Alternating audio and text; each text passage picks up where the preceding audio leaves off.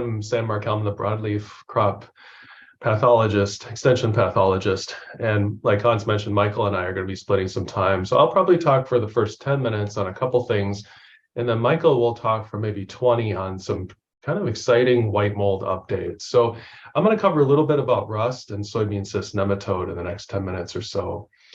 So starting with rust, I want to make sure we don't forget about rust. Rust is a disease that can show up periodically and can cause some significant yield losses. And a couple things about rust is it doesn't need a lot of water to cause problems. Heavy dew, fog, anything that can create a microclimate where water sits on the leaves. If plants are dewy till noon, it's perfect environment for rust. And this is actually an image of sunflower. So sunflower rust and dry bean rust are totally different, but they act the same. And this leaf was just horizontal to the sky, little depression in it where water could pool, and it created this little micro epidemic right in that spot. And it really illustrates what it needs for conditions. So this particular dry bean rust only goes to dry bean. That's a typical thing of rust, is that they're very host specific. Rust and dry bean shows up in hot spots. So unlike some of the other things you might see in cereals, you often see dry bean rust start in a very small area. And this is a hot spot that I'm walking closer to.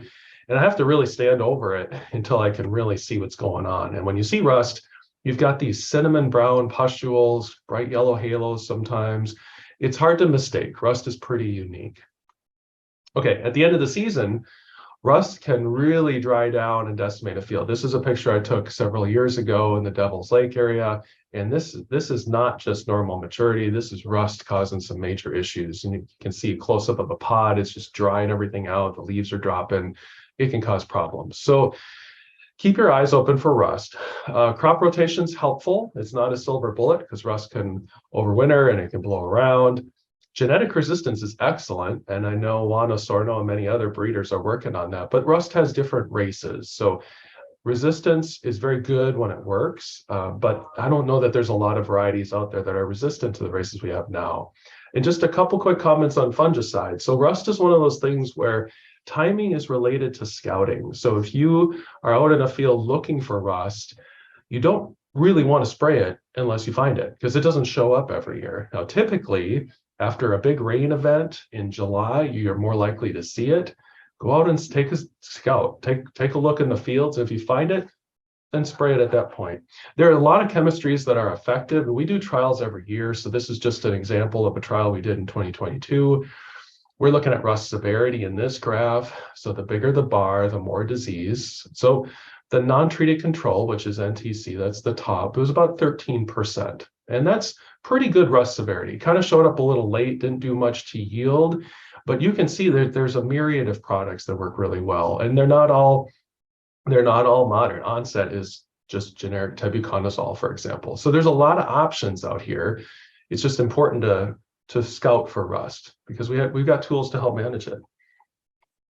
This is yield, and I mentioned there wasn't a lot of yield differences. That's related in part to the time of onset and in part to other issues in the plots, other diseases and whatnot. But we've got some tools for rust. The other thing I was going to mention before I turn it over to Michael is soybean cyst nematode. So this is a soybean and dry bean issue.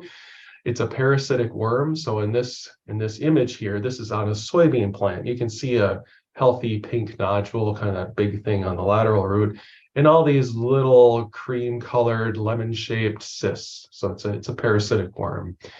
We know it can cause problems in dry beans. It's not as severe as in soybeans, but it is an issue. So this is an image of a kidney field, and this image was taken in Minnesota, outside our area. This was more near St. Cloud. So I mentioned it's a parasitic worm. It infects soybean and dry beans only. Okay, so it's very specific to soybean and dry bean. It's invasive, and the way it moves around is anything that moves soil. So on equipment, water, blowing. Soybean cyst is favored by high pH, warm weather, and dry conditions, and we've definitely had that. And often you get it and you don't see above ground symptoms. So to illustrate how aggressive this thing is, that it was introduced in the 1950s. And in maybe 70 years or so, it pretty much spread throughout the entire soybean growing area. And it's touching a few different dry bean growing regions, including ours. So I'm going to show you where it is in North Dakota. And before I do that, I just want to mention that egg levels are really important. So it's a parasitic worm and it lays eggs, right? And so if you can count the eggs to figure out how many eggs are in the soil, you have a bit of a handle on what your risk is. And so Berlin Nelson did this experiment maybe 15 years ago, where he took different known amounts of eggs and put them in pots and then grew pinto beans. And so in the center picture here, you can see the control. So this has no eggs, this has no SCN. And on one side, you see what 5,000 eggs does to this plant. And on the other side, you see what 10,000 eggs does to the plant. Now, these are all the same variety, planted at the same time. It's pretty clear that this parasite is just sucking nutrients out of the beans. Okay, so just keep in mind that 10,000 eggs per 100 cc's. So the North Dakota Soybean Council supports a soil sampling program, and about 5,000 samples have been submitted by growers between 2013 and 2022. And this has been very, very helpful for us to understand where SCN is. Now, how you would read this is all the black circles are negatives, and about 2/3 of all the samples that come in are negative. The gray boxes, I would call them inconclusive, right? So there are other nematodes and other eggs in the soil. So a really low level, I wouldn't say it's conclusive. It could be real or it could not be real, but anything that's colored is real. And I want to point out a couple things that we saw in 2022. So these two shapes appeared for the first time. And so these are positives, and there's not a lot of sampling around it. And it's getting pretty close to dry bean country, right? It's something we want to pay attention to. There was another one that showed up that's pretty important for the dry bean growing area too. And again, there wasn't really any positives in this area until this appeared. And so this is over 10,000 eggs per 100 cc. So if you're growing dry beans, you probably want to start sampling. I'll mention another hotspot that showed up very, very high, and that's a bit alarming. And then on a positive side, there was a whole bunch of sampling that was done in Benson County, and in 2022 they were all negative. There are a couple of green triangles there. We know that it's around, but by and large it still looks pretty good, and so that's very good. So talking about SCN, what we can do, so the first thing is I would encourage dry bean growers to sample near harvest. Focus on areas that you're more likely to get new soil moved in, so field entrances on equipment, shelter belts if we get a lot of winds blowing soil around, that sort of thing. You don't need to sample deep. It's a parasite that lives on the root, so aim for the root. 6 to 8 inches is all you need. Send it into the lab and just see if you've got SCN. For managing it, you would talk about crop rotation being important. It is. It's not a silver bullet, but it'll help. Resistance, I'm going to touch on that for just a minute, and then know your market classes. So there was some information that's put out in North Harvest Bean Grower magazine a couple years ago. I'm going to link that to you, or I'll show you a QR code for that. And I want to talk about the susceptibility among the dry bean classes. So in soybeans, we would say that anything that has a female index, so this is the way we measure this, of 10% or less is classified as resistant. So in this chart, you can see female index on the side, and you can see the different market classes on the bottom. And so on average, there are no market classes that are resistant. There are, however, some that are moderately resistant and some that are moderately susceptible. But over the market classes, we don't see anything that's truly susceptible. So dry beans in general are not as sensitive as a susceptible soybean. But the more useful data, I think, for many of you might be some of the variety evaluations that Berlin Nelson has been doing. And so I'm going to send you the QR code so you can take a better look at this and hopefully in more clarity. But we don't have a lot of beans that are considered resistant, but a good number of them would be moderately resistant or moderately susceptible. And so this information can help you trying to manage SCN. That report is available in this magazine. It's the research edition 2022. There's some really good information in that particular issue. I would take a look, if you're thinking about SCN or the other things that are reported on, I would take a look at that, take a look at those varieties. And Hans, I think I'm going to turn it over to Michael. What I'd like to do today is go through a basic overview of our white mold, of the white mold research we've been doing. This presentation, because of time constraints, will focus on pinto beans and kidney beans. And we have done work on black beans and navy beans. And if you are interested in that, look for the research report from North Harvest that I understand will be published in Ag Week this year, early in the next year. Or visit the NDSU Carrington website. I'll have that information posted there sometime in January. We did extensive row spacing work to optimize row spacing, agronomic performance of pinto beans and kidney beans under white mold pressure. And I have broken down these studies, aggregated them by the level of disease pressure. And what you'll notice is that this is the treatment average of 12 different studies with low disease pressure. That'd be less than 20% of the canopy in the wide rows, the 30-inch rows.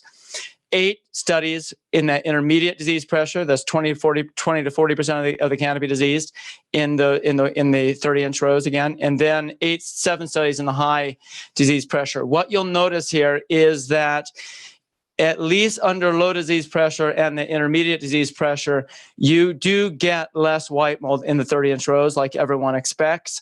After that, it starts to break down a little bit. But what we found was quite surprising was that at least when the disease pressure is low, you're optimizing your yields in the narrow rows, okay, the 7.5 to 15-inch rows. And in essence, the yield gain that you got from earlier canopy closure more than overcame the slight increase in disease associated with that, with those narrow rows, okay? And so at least if you could keep your disease under low pressure, less than 20% of the canopy diseased, you can. Our research, and again, this is a large number of studies, shows that you can get much higher yields in those narrow rows. Going on to kidney beans, there what we saw actually is that the disease relationship is reversed. And this has been seen before. In the kidneys particularly, it's the plant-to-plant spacing that matters the most. And that's why you'll see actually in the 7.5-inch rows, you actually have the least disease, at least under the low disease pressure. After that, it's a wash. But then again, it's the exact same thing as the pinto beans. You're maximizing your yields, in this case, in the 15-inch rows, okay? Not in the 7.5s, but in the 15s. And so this is all a factor of closing the canopy earlier and gaining additional yield from that. One of the things you need to remember, and this is what I've always talked about with soybeans as well, is that white mold is a high yield potential disease, okay? And so you only get white mold when water is not a limiting factor, and thus yield potential is quite high. And under those conditions, delayed canopy closure does cost you yield. Again, we're only seeing that yield gain under low disease pressure, which just makes sense, right? Under really high disease pressure, that early canopy closure hurts you for white mold. All right, so these are some summary slides. That information is available currently online. Now listen, we also studied the impact of seeding rate. And what I want you to see here is that on the left side, you'll see the seeding rate and actually the plant population. And here we had a really extreme difference. And we tested a 70,000 pure live seeding rate versus 120,000 in each of the 4 row spacings. And you can see that translated into about 40 to 50,000 plants versus about 80 to 115,000 plants an acre. And what you'll see if you look at the white mold data is that the high levels of the high seeding rate was very consistently associated with higher levels of white mold. Only in a few cases do you have statistical separation, but the trend is very clear. The high seeding rate was associated with higher white mold. And then if you look at the yield data, really all that really mattered for yield was the row spacing. Again, when the disease pressure was low, we optimized our yields in those narrow rows in the pinto beans, okay? just like I showed you before. In the kidney beans, excuse me, pinto beans, here we're looking at 70 versus 90,000 pure live seeds an acre, i.e. a smaller difference in the plant population. And the disease pressure in these studies was quite low. But if you look at the trends in those numbers, again, it's the exact same thing. The lower seeding rate was associated with less white mold. Okay, yield, the only thing that mattered was the row spacing and at the end of the day, really. And so again, those narrower rows helped on yield when the disease pressure was low, which in this case was all three of these studies. All right, and so going on to kidney beans, we tested, again, in this case, just a 70 versus 90,000 pure live seed seeding rate. And what you will see here is that the seeding rate had less of an impact in the kidney beans than it did in the pintos, okay? And for yield, what mattered, again, was the row spacing. We optimized our yield in that 15-inch row as long as the disease pressure was not too high, and none of these studies had really high disease pressure.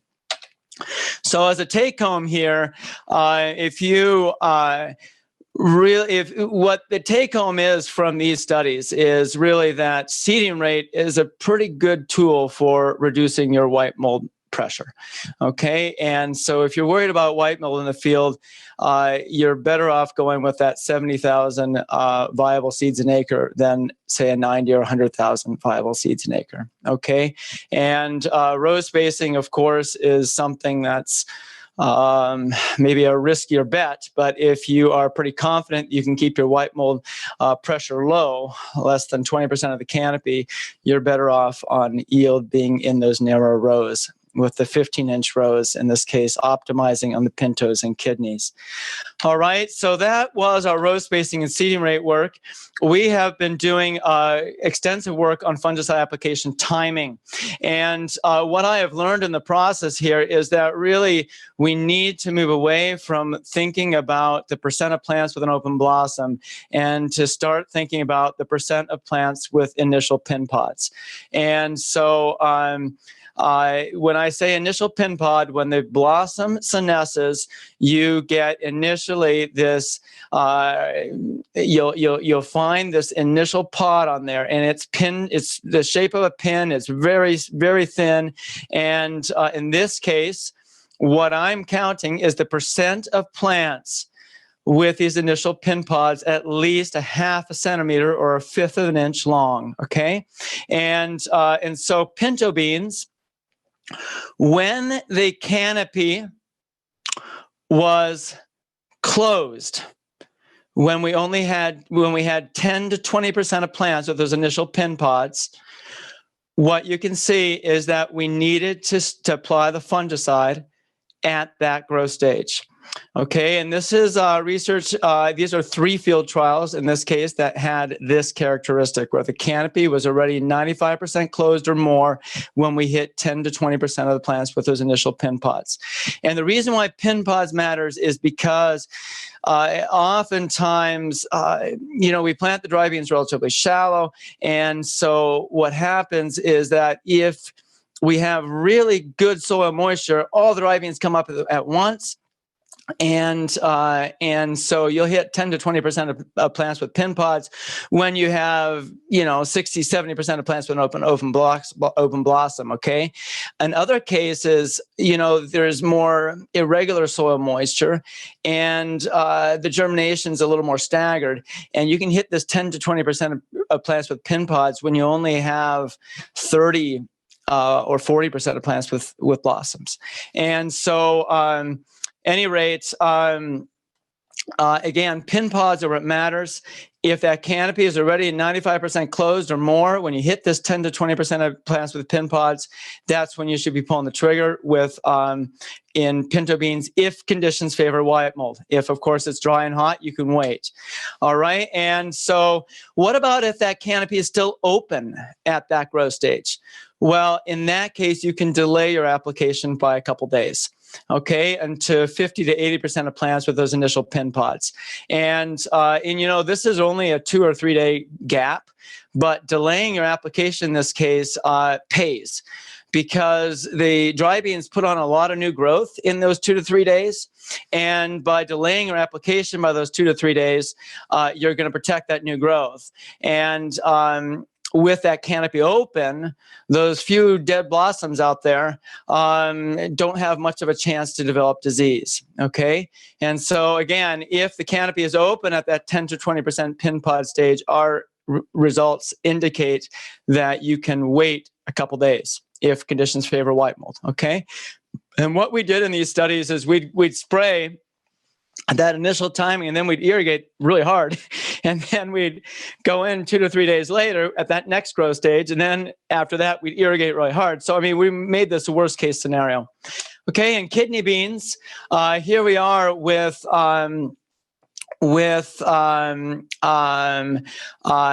same type of scenario, okay? We're looking at less than 10% of plants with pin pods, 20 to 40% of plants with pin pods, or 55 to 80. And what you'll see here is that when you're making a single application, it made no difference what canopy closure was. You wanted to wait until 55 to 80. But if that canopy was already nearing closure, and when you got your very first pin pods, okay, less than 10% of plants with initial pin pods, you wanted to pull the trigger right then if you were making 2 applications. All right, and conversely, if that canopy was open, you could wait.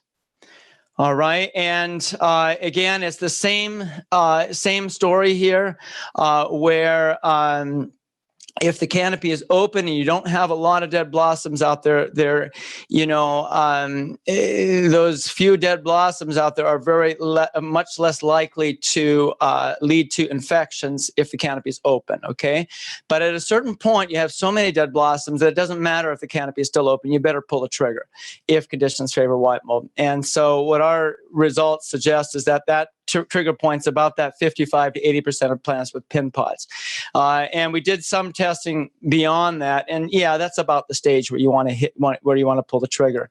Okay, we've done timing work on black beans and navy beans, but for time constraints, I will not cover that today. The other work we've been doing is on droplet size. As you very well know, as you cut your droplet size, you get a lot more droplets, right? And with more droplets, you get more coverage. But the problem is that those finer droplets have no velocity, and with no velocity, you can't get inside a closed canopy. And white mold is a disease that establishes in the interior of a canopy, and so you want to get inside the canopy. And so what we found on soybeans is that you want to calibrate your droplet size relative to canopy closure. And so the more open the canopy, the finer the droplet, the more closed the canopy, the coarser the droplet, that optimizes fungicide performance. And so we're testing this on dry beans. This is a little more complicated on dry beans because we do 2 sequential applications. All right. And so our testing in this case was done with T-jet nozzles, and we're just using droplet size right off of the catalog, okay? Right off of what they publish as the droplet size, okay? And everything is calibrated in the field with the chemical in the tank. We have a pulse width modulation system from Capstan Ag, and we actually, what we'll do is we'll run it for 10 seconds exactly and measure the output. And if it's a little bit too much for our desired spray volume, which in this case is 15 gallons an acre, and our desired driving speed, then we will adjust the pulse width until it's perfect. Same thing if it's a little bit too little, okay? And so here's our R&D sprayer. It's a PTO-driven pump, and yeah, so everything done with a tractor. All these applications are 6 to 10.5 miles an hour. Most of them are at 10 or 10.5. Okay, 3 of the 4 trials or site locations.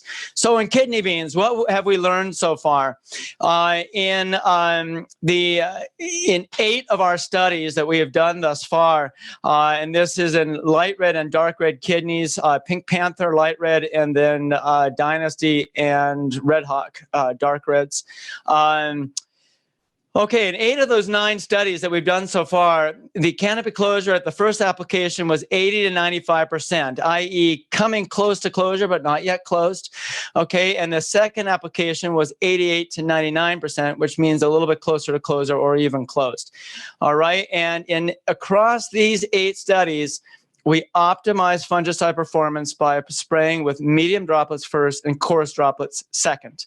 We had one study where the canopy was nearly closed at both applications. In that case, it was just a trend, not statistically separation, but we numerically optimize with coarse followed by coarse, which is what you would expect. All right. And so in this case, again, with the canopy closures that I'm listing here, we are optimizing with medium droplets in the first app and coarse at the second. And if you look at your yield gain from the fungicide, you'll see here that you are making, 100 to 160 pounds an acre just by getting your droplet size right. And this is 33 to 50% yield gain just by getting your droplet size right. This is very cheap to do and to get right. It's very cheap. Notice the coarse followed by coarse was actually pretty close. All right, in this case. But again, I would only do that if it's really close to closure on both apps. Here are the bar graphs for that. Again, you'll see that again, that medium followed by coarse actually has statistical separation from one of the other droplet size treatments there. Okay, and all right, going on to pinto beans. In the pinto beans, what we found is that we had 2 sets of studies. In 4 of our studies, we optimized with fine droplets followed by medium. Okay, and notice the runner-up there, at least numerically, is fine followed by fine. All right, and so I don't know if our I'll get to this in a second, but I somehow our classification of the canopy closure or visual ratings was not accurate enough, or we weren't looking at the right thing. But basically, this is suggesting what you would expect. As the season progresses, you go on 10 to 14 days after the first application. With your next application, you need to go to a coarser droplet than you had the first one. So the first application was fine. You move up to a medium droplet at your second one, okay? So as the canopy gets denser, you use a coarser droplet, okay? So fine followed by medium. Now, in 4 of the studies, we found that it was the same as the kidneys, medium first and coarse second, with the runner-up being fine first, coarse second. Okay, and so, like I told you a second ago, we did not capture the right characteristics of the canopy to figure out how to predict when the fine followed by medium would be optimal versus the medium followed by coarse. But again, this is suggesting the exact same thing that we saw in the kidneys, that your droplet size does need to be calibrated relative to canopy characteristics, because again, you're always going to get a denser canopy and a more closed canopy with progression of time. And notice here that in both of these cases, you need to go one step up in terms of a coarser droplet at that second app than you did on the first. Okay, so if you started with fine, you move to a medium. If you started with a medium, you move to a coarse. So at this point, until we have more data, my recommendation on the pintos would be to reserve that fine droplet for, the really open canopies. Okay, and in looking at these data, one thing that does stand out a little bit is that those studies in which the fine first, medium second was optimal had really irregular canopy closure at that first application, which is usually indicative of irregular stand establishment and high variability in vigor, okay, i.e. a less dense canopy. All right, and so we're going to be looking at characterizing better the canopy characteristics on the pintos going forward. But the conclusion here is that droplet size can help you. All right, notice our yield gains on the pintos are the same as they were on the kidneys, where you're looking at about a 50% gain. 40 to 60 in this case, by getting your droplet size right. And again, that's really cheap. So in conclusion here, seeding rate is a very useful tool for problem fields. Use a lower seeding rate whenever in doubt. And where white mold is a concern. If you have flexibility on row spacing and you are not that worried about high white mold pressure, just understand that our data show that under low white mold pressure, you're better off in those 15-inch rows with pintos and kidneys. And then droplet size should be calibrated relative to canopy characteristics. Our data to date suggests that in kidneys, you want to be a medium followed by coarse in most situations. Of course, that's going to change if your canopy is really open at that first app or really closed at that first app. And one thing, and then timing matters, okay? And you want to be counting pin pods, those initial pin pods, the percent of plants for those initial pin pods, and be looking at canopy closure. And timing matters a lot. You would only pull the trigger at those growth stages that I listed if conditions favor white mold. You can always delay your application, and you should if conditions are really dry and hot. All right, and so I guess that's a quick wrap up. One thing I'd want to mention about droplet size is that every nozzle manufacturer has their own definition of fine, their own definition of medium, and their own definition of coarse. And these are the droplet size recommendations for TJet. What we have found with Wilger, which is the nozzle that you would find on a Case IH sprayer, for instance, that the Wilger tips seem to be shifted. And so where a coarse droplet would be optimal on a TJet, you'd want to be using a very coarse on a Wilger, okay? And where medium is optimal on a TJet, you'd be using a coarse on a Wilger.